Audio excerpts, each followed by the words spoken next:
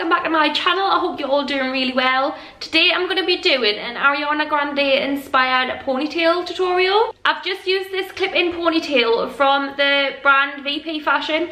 I will link everything down below just in case you wanted to go and have a look at them. I have dyed this myself just to match my actual hair, but you can get these in loads of different colours, or you can buy them in blonde and just put them whatever colour you actually want. So yeah, if you'd like to see this tutorial, then just keep watching.